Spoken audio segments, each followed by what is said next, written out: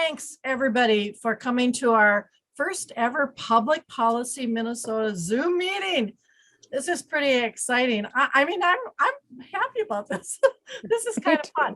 And like I just said earlier before everybody came on, I'm glad that Marianne gave me the little push to do this before we have our next board meeting on February 5th. So I've got something to talk about. Like I really need something to talk about. But I'm glad that we're going to meet this way, and if people like this, I think it would be nice for us to continue to do this. I would certainly I would encourage the next Vice President of Public Policy to possibly do this Zoom meeting 4 times a year and schedule it, maybe schedule it right on the solstice or equinox date. I mean, those are cut in stone and you know when they are, and you put them on your calendar, and then that's the date.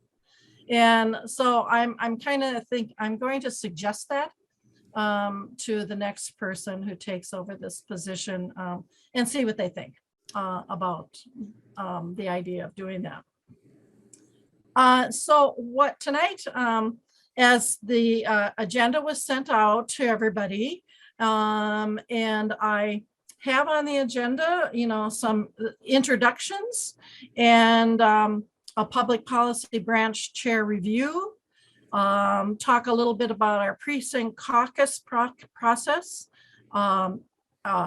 ERA Minnesota. And I know that Ely is pretty involved with that. So Linda might have some more information even than I'm going to share. We'll talk a little bit about our AAUW Minnesota annual meeting and the resolutions process, which most public policy branch chairs kind of take care of for their branches and disseminate that information. We'll talk a little bit about that. The Minnesota legislative session is, of course, in full gear. And then a little bit on whether or not we're going to have a state capitol lobby day, virtual or in person. And just a couple items on national information on public policy, other than what you've received in updates from me. So I will begin with this introduction process by telling you that the responsibilities and activities of the public policy vice president are written in stone in the bylaws and the standing rules of AAUW Minnesota. So if you want to read them, you can go ahead and go there to that on the AAUW website. And it's quite encompassing. And of course, one of those primary responsibilities of the VP of Public Policy is to also chair the resolutions committee for submitting that process. And we will talk about that. But other than that, you know, you can that Vice President of Public Policy can deviate or include or add or subtract anything that's in there as time allows you to do.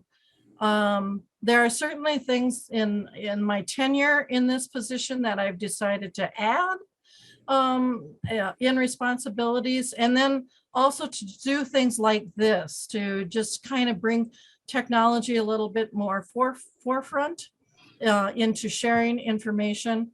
And the only thing that I regret that I didn't get to was I didn't get to initiate those podcasts. I really wanted to start an AAUW public policy podcast channel. And it would really be fun to see if that is of interest to people. And maybe the next person could even investigate that a little bit further. So with that, I'm also going to quickly share with you Veronica Johnson from the Minneapolis branch couldn't be with us this evening, but she did send me an email and she answered those questions under the public policy chair review section of the agenda. So she talked about the responsibilities and activities and the advocacy that that the Minneapolis branch is doing. So I'll share that with you right now. And then you can be jotting down, thinking, and of your responses that you want to provide to all of us as to what you are doing and what kinds of responsibilities you've taken on in your branches. So Minneapolis, Veronica's been pretty busy. She has scheduled, she is responsible to scheduling 7 programs during the year. And she writes a monthly newsletter of articles on current bills that are in the legislature and in Congress. She sends public policy issues, and she plans a Capitol Day. They have offered many different programs that deal directly with public policy issues for their meeting programs. So they've done things like police reform, white supremacy, immigration, Martin Luther King March on Washington, how judges make decisions. They've had programs on racial justice and census and gerrymandering. So they've been pretty busy with their topics. Now, I'll also explain to you that Minneapolis branch, of course, as you know, is so large that they can break out those areas of function for a branch. So they have an actual program committee, that sets up all of these programs, and they have separate public policy. So they have big committees that handle all of these separate functions of a branch. And I think that's why they're able to have so much information shared and disseminated in their branch. During monthly business meetings, she gives a public policy update. And of course, she encourages the 2-minute activists. She will be carrying an ERA, or the ERA resolution from National and from ERA Minnesota. She's going to be carrying that resolution and to the caucuses. They have 13, I guess, resolutions that they're going to forward at their caucus.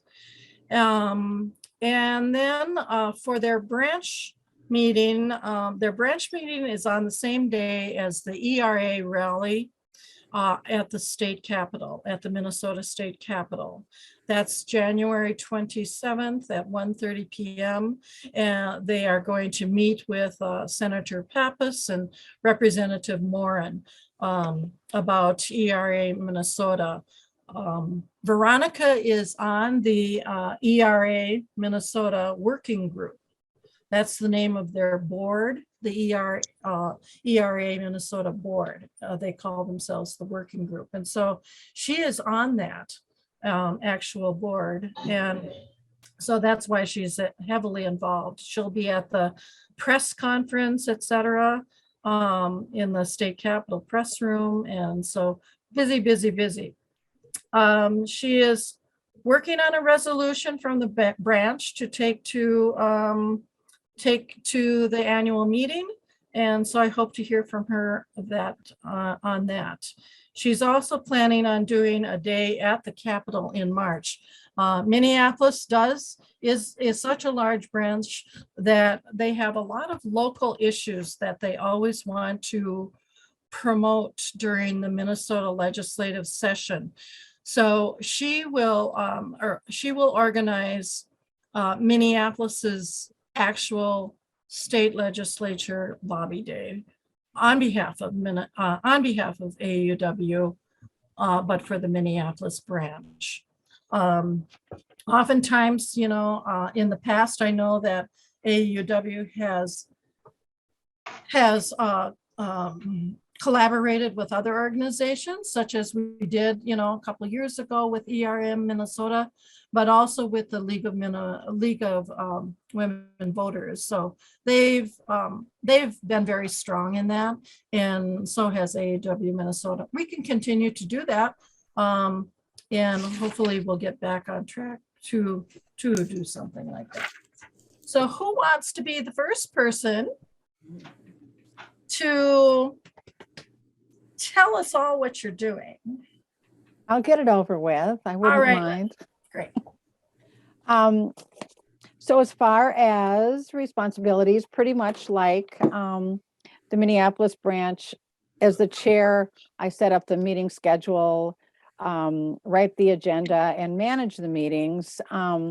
Try to nurture new members, because we have had a number of new members join public policy in Ely. I write a newsletter article, do the reports at the branch, and of course the board meetings. We meet, our public policy committee meets every 2 weeks. Typically we meet at 4 o'clock on a Monday, every second Monday, for happy hour, whether we are Zooming in our homes and happy houring, or we have a little back table in a restaurant where we can meet in person. And we have for a small town, we have a pretty large committee, about 8 people who regularly attend. And we've got a couple of snowbirds who will attend when they can by Zoom, or and then someone in the Twin Cities. Actually, Heather Allison, who used to be the executive director of ERA Minnesota, is in our branch. So we try to engage them as well. So what we've done this year is we completed, by this year, I guess I mean since the pandemic started, that's kind of where everything is, isn't it? And we completed our equal pay initiative, which we had a state grant for, and we ended up with 84% of all Ely businesses and organizations signed a affirmation of support for equal pay by gender. And this included our city council. We kind of pounded the pavement and got affirmations from all of these organizations, and just called attention to pay inequity, and call attention to, by the way, it's the law, so you better, support it. And then, but once COVID hit, we still wanted to continue meetings. So we started going to Zoom meetings, and we decided to have an effort to call attention, or to educate ourselves actually about issues within the Native American community in northeastern Minnesota, where we're from. So we were really fortunate to get 6 speakers over several months period of time. And we had a speaker on Indian health services, the boarding school experience, historical trauma, missing and murdered Indigenous relations, and domestic violence and sex trafficking. So we learned a whole lot, and we're really felt pretty good about the generosity of all of these people. And then we wanted to bring what we learned into the communities. So we were able to get Mary Kunish to come up, Senator Mary Kunish from New Brighton, who is the co-chair of the Missing and Murdered Indigenous Women's Task Force. And she was wonderful, came up and spoke to about 120 people at an Ely forum. And then she went to Vermilion Community College and spoke to the law enforcement students there.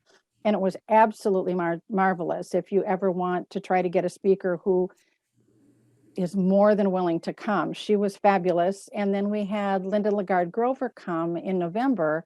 She's an author from Duluth, and she did a reading, she did a writing workshop, and she also spoke to this same community forum, our Tuesday group. So that was fabulous. And we hope to have a couple more speakers on similar topics this year. But we've also been quite involved in ERA. and feel very committed to that effort. I'll bring a resolution to my small Fall Lake Township caucus, part of Ely in Lake County. We've got people who will also be initiating it in Ely. And let's see, what else did we do? We had a fabulous garden party last summer. We tended to be really good friends and have a lot of fun. And we had a garden party in a lovely setting on a lake, one of our members' homes, and we raised nearly $2,000 with a silent auction and this crazy thing we did of decorating garden hats, these great big hats, and sold them for anywhere between, $15 and $25. We not only made that much money, but we gained 9 new members to the branch. We surprised ourselves with how much that was, how much fun it was, but it was an absolutely gorgeous, perfect day. We all brought guests. And so we had a good year despite COVID and had a great time. We also encourage people to go into 2-minute activist and take those actions. And we had 2 candidate forums too, one for school board and one for mayor, that were really pretty difficult because of COVID, but we got one done virtually and one in a big city hall. So that's, I guess, what we've done. That's really excellent, Linda. I mean, I know, yeah, Ely has been busy, and I admire the group. I mean, the group of 8, we should call them the Chicago Ely group, but they are powerful up there, and it's so energizing every time something goes on, and it's creative too. I love this part about fundraising because I'm on this National Advancement Committee, and as a subcommittee of that, I'm in this subgroup that's working on membership. So we'll be talking a lot with each other about how to grow membership, and I'm going to share that idea. I think that's really fun. It's great. We've got such a creative group. I mean, what we do, I think we get a lot done, but we have so much fun. We would be hanging out anyway. Yeah. So we might as well do something with our fun. So, but you picked up 9 new members from that. That's pretty amazing. We did. Yeah. So I love that we're doing this because we can share ideas like this. We could use more as well. So I also want to mention before we continue that you're always welcome to put anything in the chat box if you want to just write something personally or anything, and I'll record. Those will be recorded as well. So the chat box open if you want to put anything in. And so who's next? I'd like to be next.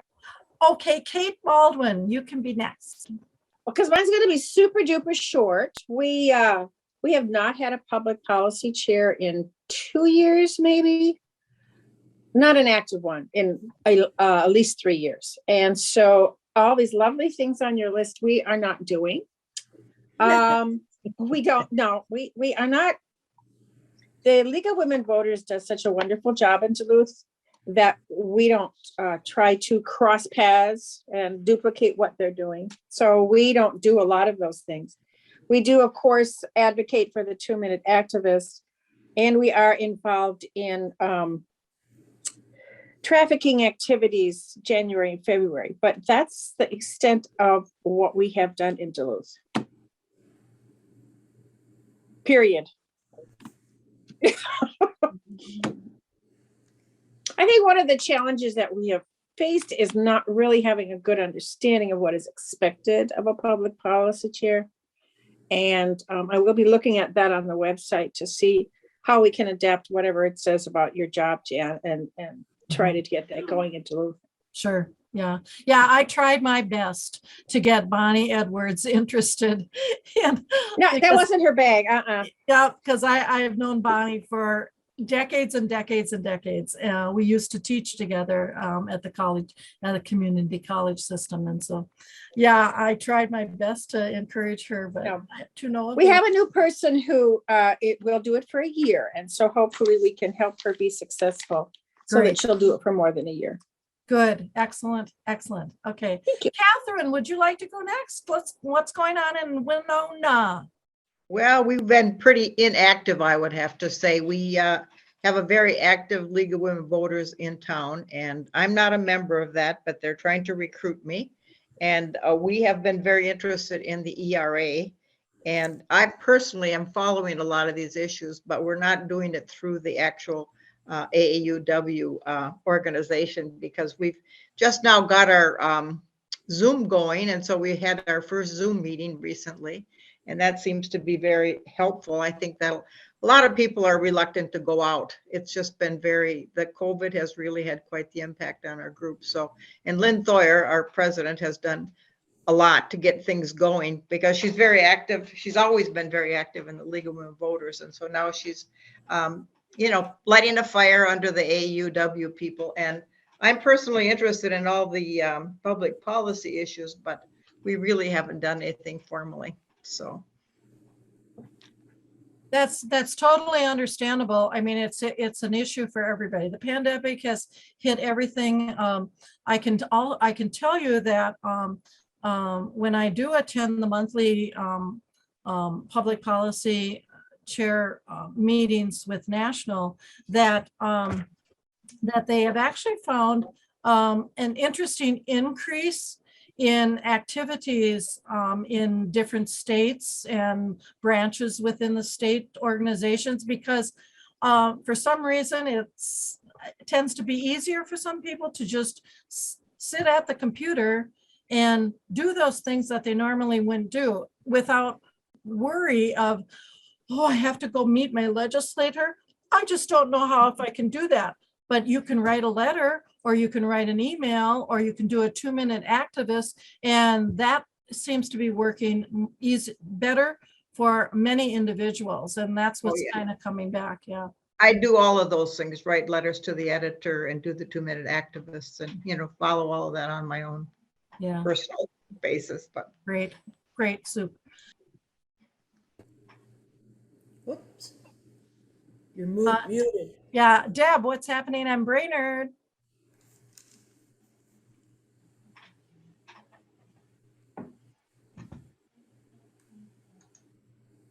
There we go. I'm the policy chair, have been for a couple of 3 years now, I believe. I work alone for the most part as far as my own committee. But I work with our program committee to help get some of these different issues into programming. So we've been able to do some things such as with the League of Women Voters, we were able to do some things over racism, which is a very 2020, 21 were huge for those issues that were coming, especially in Minnesota and across the country. So our programming committee and I worked out some different programs to deal with racism. We've had we're going to be having a couple of college and couple of college women who are going to be helping to put on a program. I think it's in April. They're going to be bringing more light to the racism issues that they're bringing up in their college classrooms for their students. And also one is also has its own nonprofit that will be talking to us a little bit more about what she does in the nonprofit status as far as helping to promote not racism, but to promote more people knowing about it, and obviously the problems that come with it. We have been doing stuff, women's health with our local, we do a lot of stuff local. We have a lot of businesses that deal with different things. We have a mental health, couple mental health agencies that we've worked with and have been able to put on a couple programs for us regarding women and older women, younger women, middle-aged women, as far as any issues that are happening mental health wise. We also work with women in financial health. We had a couple of, last year was a couple of programs where we had a couple of businesses come in and talk about their business. They're women owned. So they wanted to be able to share all of their reasons for getting into the business and how they've been helped by other people and by, federal and state funding and things of this sort. They were able to share a lot of neat stuff about that. Human trafficking, I knew maybe it was a couple, 3 years ago. We have a place here in Brainerd. It's called I don't know if it's called a safe house or what it's called, but it's recently, about 3 years ago, it was brought to south part of Brainerd, Minnesota. And it's a house for young women who would like to change their life. And it's a place for the men to come to. It's a safe house where they don't have to worry about having to be a part of that life anymore. And it's a really neat story because it's something that they're able to, work with different resources, mental health issues, anything that they need, financial issues that they may have, and trying to get themselves free from being part of the human trafficking. This house actually helps to do that. And it provides them a safe place to be there while they're going through this process. So that was really neat. We've had a couple of not legislators, but we've had a couple, 3 women who are part of the local politics. Crow Wing County Board, and also too, we have some ladies who are part of the school board who have, there's lots of different issues that come with that, especially with the masking, with all the pandemic. They've been part of our programs to help bring some light and to give some highlights of how they feel everything is happening for them in the political field as women. I usually go on the Minnesota and the national websites to try and garner some, ferret out some information, new issues that are happening that the national and the state is actually bringing to the forefront for their, and I like to give that in a newsletter at the Brainerd branch. We do that 4 times a year. I usually give people announcements for the 2-minute activist. Anything that's coming from you, Jan, from the state, I certainly pass along. And if there's an action alert there anywhere along the way, that gets put out, okay? I'm not sure if there's a whole lot more I can say about it. ERA, we had Betty Folliard. We helped to set up Betty Folliard at our CLC, our Central West College. They promoted a webinar for us. About 40 or 50 people had access to that. That was last year in March 2021. That went over very well. She's so well spoken and very much in the forefront. She helped to bring the ERA to Minnesota in the 70s. So she's in it again. So I think I'll let it go with that. But yeah, anything and everything that I can possibly bring from state and national AAUW, I make sure that our folks in the branch have access to it and have information about it. So Great. yeah, Thanks, Deb. Yes, yeah, I know Brainerd's active and doing good work there too. And I'm also very happy to know that you do take some of the things that I send. Oh, I do. They're all passed on for sure. Don't worry, Jan. They're passed on. Thanks very much. Pat Powers, would you like to continue?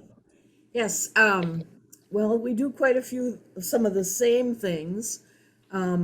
Every monthly meeting, we push out what the national has highlighted and send or speak about it at the meeting, and always highlight the 2-minute activist.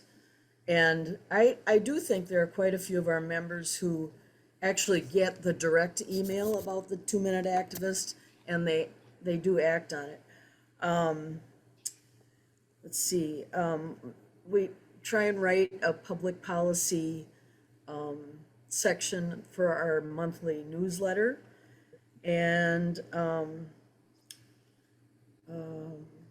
last year we did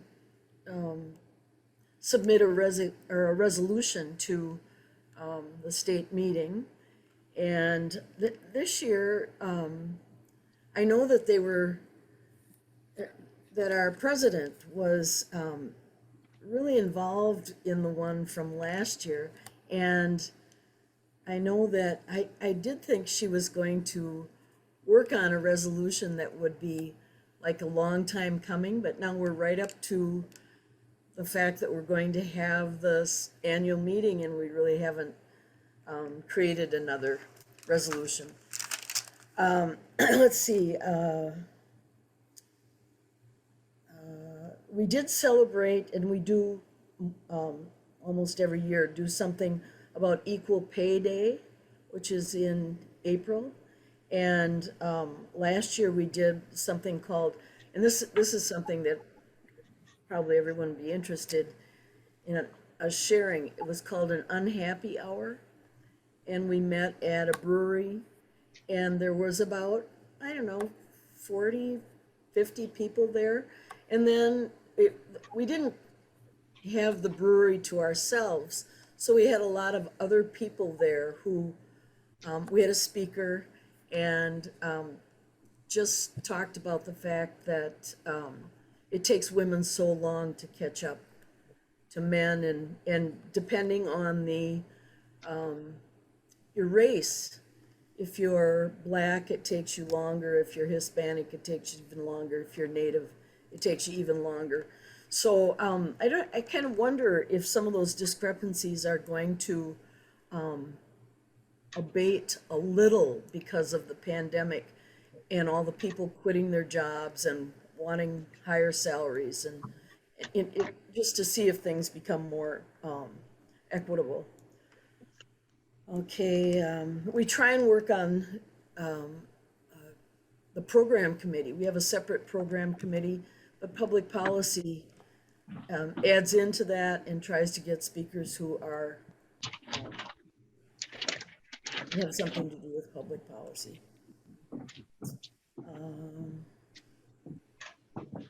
We don't have, I thought Linda's comment about having a public policy committee within our branch.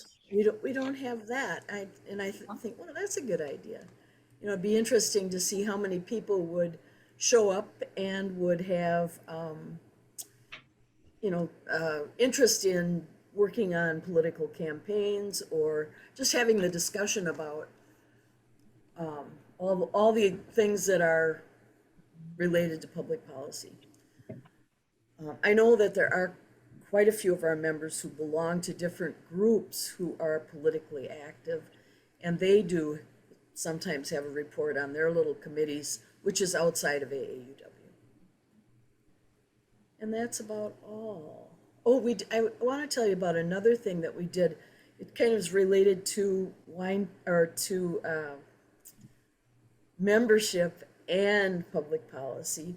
We had a wine tasting party at our local golf course clubhouse, and we opened it to, we just told everybody to bring friends and we put up signs around town. Well, it turned out that we had, I think 100 people, and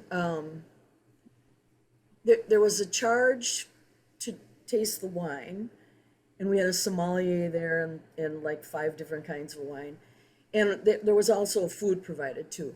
And then we charged $25 for that half of it, and then $25 for a donation to AAUW, and we raised $3,000. So it was a very fun event. Different people donated after the event, and we got 5 new members. So that was kind of I think having social gatherings where people are having fun, they can, they can see themselves belonging to AAUW. So that was something that I thought, it didn't really have anything to do with public policy, except we had our speaker, which was our president of the or our branch, and she just talked about, the fact that we were interested in what was happening in the legislature, and we're interested in, in not endorsing, but highlighting people who were running for school board or whatever was happening. So that's about all we've done in the last year. I think that's a lot, and it's good. I like the whole gatherings on wine. Ely, of course, did wine and wine. So complain wine and wine, yeah, and that was pretty good too. That was fun. I want to go back to a couple things that you mentioned, which I have updates on, and one is the Equal Pay Day. That was brought up in our last in the last public policy meeting that I attended, and so AAUW National hasn't set that date yet, but it'll be coming out in the next week. Robin said that she would get that information back to all of the SPPCs out there, so I'll have that I'll be able to share, and I thought of when you talked about your wine gathering that you had, what did you call it again? The unhappy hour. The unhappy hour. Yeah. I thought it reminded me that you were in a public place, and so other things were going on, but that was the time when you could have had little discs made up, little cardboard discs with your QR code that would have directed you right to your website or to the Minnesota website or whatever. I used to do this all the time when I was a librarian. If I wanted to get if I wanted to get these college students to come to the library, I would put these QR codes that would have special information on them, and I would toss them out on the tables in the commons. And it was but that was when QR codes were really popular. And I kind of think that they're making a kind of resurgence now. Kind of coming back, yeah. Yeah, they're kind of coming back. So it's an easy thing to do, is to put that QR code, make those codes, and then put them out at tables in restaurants. People will sit there. Well, what's that organization? Who are they? And we did pass out payday candy bars too. Those little. That was kind of fun. People kind of just looked at you funny, like, "What's this?" I would also like to ask one question of everybody, if you just raise your hands or something. How many of you are actually subscribed to the Washington Update from National, so that you get their monthly newsletters and updates? Pretty much.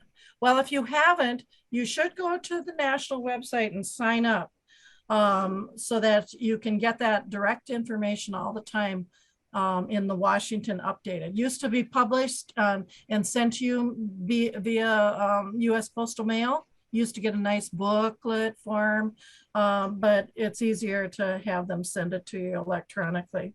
Yeah. And I see that Joan Anderson, you have joined us. Thank you for coming on board.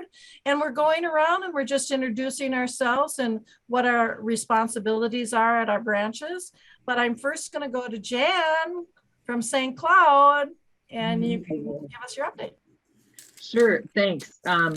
Well, we haven't done as much as I would like in St. Cloud, and it's because we haven't had a very active public policy chair the last few years, which has been me. And so I just haven't done much in the last couple of years. We have done some Zoom, and great growth in the branch, great growth in the branch. And I'm finding that because we haven't spent much effort looking at what is National doing and how are people, what are people doing at the national level, that the new members are excited to do things and get involved, but they don't realize that that's the AAUW, the focus.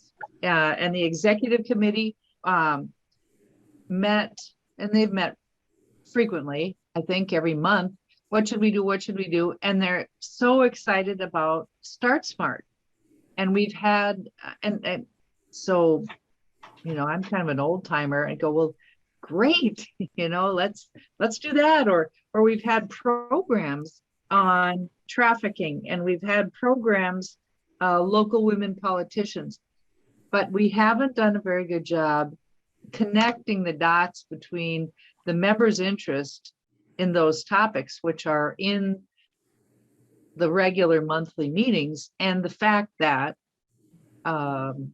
National really has some good things to say and is doing some good things. So I think people are interested in it, but we haven't connected the dots very well to say, okay, now what can we do? What can we get done? And I think that worm is just turning now in our branch, looking to overlap with the national policy a little bit more. What else did I want to say? I like the idea of doing something fun like the Equal Pay Day and then having an unhappy hour. Some of our most successful things have been just get-togethers for fun, which is great, but there's no reason we couldn't insert a program or a point, or why are you doing this? It's fun to get together for fun, but we can do more than that. We can be more effective than that. I used to try and push the 2-minute activist at each meeting, which I think is a simple thing to do, or have it on the table, or have you tried this, or use that as a means, but we just haven't. We seem to be too busy in our meetings to carve out a little time for the public policy. But when that comes again, I think people will be looking forward to it, because the new members are really looking to do something, and that's Yahoo. That would be fabulous. So I think that's my news. Thanks, Jan. I know we're going to probably be hearing more at the annual meeting in St. Cloud, so I look forward to that, and we'll be talking more. Okay.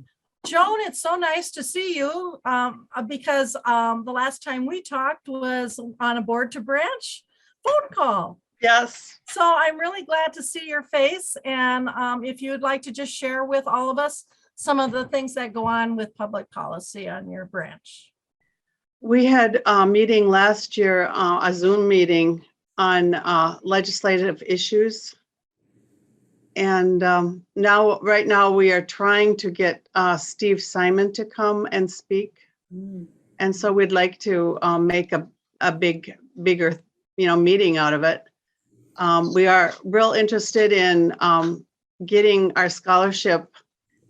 We just formed a committee because we didn't really approve of the way that the Riverland, we had certain things that they wanted, that they got for us, but we need to change some of those requirements, because we think that need should be a big thing, instead of giving scholarships to people that are not needing it, really. You know what I'm saying? So we're going to be redoing our scholarship requirements, and we're a very political group, I guess. So that's just the way it is.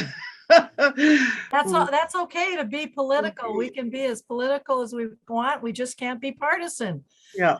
Which I'm going to point out really quickly, that anytime we get involved, this has been driven into my brain with these monthly SPPC meetings, that National wants to make it so clear, that we are nonpartisan, but we are very political, and we can be as political as we want, and we can say as much as we want, but we can't endorse a candidates. And so even if you're involved with other organizations, be careful not to sign any letter or anything that officially supports a candidate.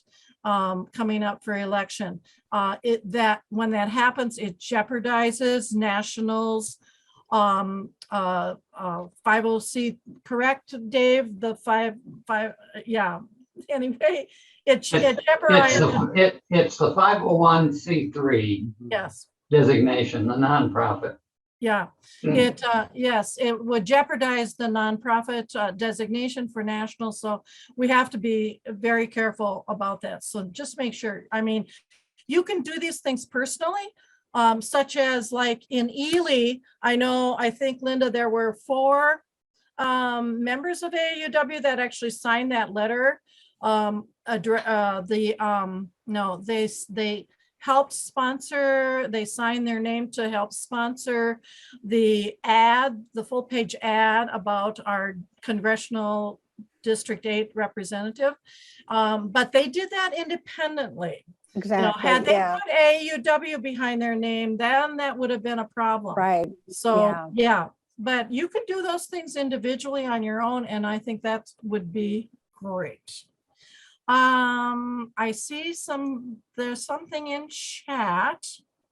We are going to try and do our unhappy. Oh, Yeah, that was me. Yeah. I love that. I love that. Okay. So I will go on with our agenda, if that's okay. Does anybody have any questions? Catherine, you've raised your hand. Well, I just wanted to offer a suggestion to Joan Anderson. She said they were redoing their scholarships and Yes. and what we have in Winona, we offer our scholarships to non-traditional students. Okay. So, and that seems to work out real well. We usually get more mature people applying for that then. Yeah, sometimes they, don't necessarily need it either though, so I think that should be, Yeah, I hear you with the need. Most of ours need it. yeah. Yes. Any other questions for each other? Any other comments? Well, I'm going to go whip through this. I think we got about, David, do we have about 15 minutes or so? 10? Hang on. I think it's up to the group here. I had scheduled it for an hour and a half. And Okay. right now it's 7:55. So All righty. I have hot dogs waiting for me when this is all ended. Okay. Well, the remaining part of the agenda, the remaining items in the agenda are pretty straightforward, and I don't think we have to go into any deep discussion about them, and I'll keep my comments brief. Precinct caucuses, that information was sent out to you with the actual wording and language that you can use to write your resolution and submit it to your caucuses February 1st. Now, there hasn't been anything in any of our local newspapers up north about, depending on your party affiliation, just probably go to the Secretary of State and they might list those things. And speaking of, how many of you also joined in on Klobuchar and Simon did that thing about voting? They did a webinar Zoom meeting on, it was very good. I did send that information out that you could just register and join. That was last week, and on Wednesday, I think they had it. It was really well done, very nicely done. So precinct caucuses, get some resolutions in there. All right, we've almost exhausted everything there is to know about ERA Minnesota. The rally, of course, at the state capitol is on January 31st, 2022 from 11 a.m. till noon. I would expect that Veronica, being so active through the Minneapolis branch, that I will ask her to send an update of her success on that day, and then I'll share that with everyone. As I stated very early on in the introduction portions, that as your Vice President of Public Policy, I also chair the Resolutions Committee for the annual meeting. And so I have put that out. That information went to all public policy chairs and contacts at your branches to submit the timeline for that. And yes, Jan. That's just what I was gonna ask you. I'm in charge of the program for the annual meeting. Yep. And Yeah. so remind me again when all that'll be coming back in. The process will be done by the end of March so that you have 30 days to get it into the program for April 29th. But we can probably get that. We can probably get all that information, that process done earlier. I mean, I haven't received any yet. I don't expect to receive anything until in the month of February. So, but depending on how many there are, if there are only 2 or 3, we can get the approval in the process, so we can speed it up. So that I know that I'll email you, but I know that it's set to go to the printer like Yeah. April 10. I can't remember off the Yeah. top, but anyway, we'll be in touch. Thank you. Yes, Thank and you. Catherine, you have your hand up. Oh, I'm sorry. I just wanted to ask, is anyone else having their caucuses on Zoom? Because that's what we found out. Ours are going to be Oh, on okay. Zoom. Yeah. Okay, that's good to know. Yeah, I'm gonna check with the DFL office or Secretary of State and find out what's gonna happen with them too. We're doing a drop off, just a drop off of our, if you want to be a delegate. So By the We way, have in chat, I put a link to the Secretary of State caucus page. That would be great. That would be great. Oh, there it is. Excellent. Thank you, David. Let's see. You also received recently from me the information on the ERA coalition that is having the big rally for equality in Washington, D.C. And that is coming up very, very soon. And they just updated, and I can send you more because you can attend that virtually. That's on the 27th, January 27th. So I'm going to attend it virtually and see what that's like. Marching virtually in Washington, D.C. That should be kind of interesting, actually. Uh-huh. And I also, I know that Pat, you couldn't quite remember what your resolution was that we passed last year in 2021. And it had to do with closing the academic opportunity grant for all students with yeah. special emphasis Right. on students of color and Right. yeah. So, and I actually, I know that in the implementation portion, the state board and public policy person was supposed to do a little bit more to help provide some information. So that'll be forthcoming. Now, the legislative session, I have already started to receive those state net postings that I always forward to you guys. Yeah. And this year, I'm going to do something a little different with those state net postings. As I review them, I'm going to determine what is really pertinent that follows our public policy priorities for Minnesota. And if they don't, if they have something to do with a language change in this section of this statute, I'm not gonna send that stuff. I mean, you're just gonna throw it out anyway. And so I'm going to be a little more discerning in what I send that actually meets that. Is that okay with everybody? Yes. Yeah, That's good. I kind of expected you to answer that. So as far as AAUW Minnesota having an actual state capitol lobby day, the last time we met was with ERA Minnesota. And, it was really a wonderful day. I mean, we all got to speak with individual senators and reps, and it was a successful day, I thought, and it was so nice to be around all those like-minded women fighting for, and to have the governor of our state talking to us and supporting it. It was really exceptional. With the pandemic, I'm just going to expect that virtual is probably going to be the way it's going to happen. we'll certainly again take what Minneapolis and St. Paul branches and Metro West might be doing some things too, and get reports from them and see. Hopefully I can encourage them to speak on behalf of AUW when they go. I know that there are very specific things for their districts that they live in, whether it's on education or equal pay or whatever. But because they align so much, their issues align so much with what we try to do as an organization, that perhaps they'll do that. We'll see. We'll see. We'll see.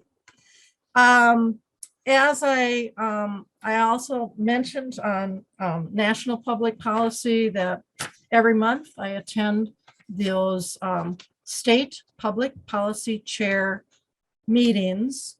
And all I can say is what I said in my updates to you, that national is just gung ho. They are doing everything in their power to do whatever they can to protect women's health rights, and equal pay is big. And with the celebration of Title IX, the 50th anniversary coming up, it's going to be a big deal in June when AUW National helps out with that anniversary. And I'll have more information as that comes. Are there any questions or comments that anyone else wants to make before we depart? This has been fabulous. I'm Yeah, so thank you. glad that you Very arranged good. this. Thank you. So, so do you think this is an avenue that we can do more of, like quarterly Yes. Yes, for Yeah. sure. on the solstice and equinox dates? Perfect. Sure. And the only reason I suggested it is because I do the newsletter for the Hibbing branch, and that's when I publish our for the year. I publish them on the solstices and the equinoxes, and Perfect. it just comes out. And I know exactly when I need to get it done, and it's there. Good. I Yeah. love it. So I want to give a really big shout out thanks to David for organizing this. So much appreciated for everything that you do for AUW. And I look forward to seeing everybody in person in St. Cloud on April 29th and 30th. I think it'll be wonderful. Until then, now that I have a new updated public policy chair contact list that a lot of presidents are going to be receiving, because a lot of branches don't have public policy chairs. So presidents, you will be getting my updates, at least through June 30th until July 1, when you know what happens. But anyway, thank you, everybody, for coming on board. Thank you very Jen. much, Very ma'am. much. Thank you. Okay, Thank Bye. you. Bye-bye. Yep. Bye. Good night now.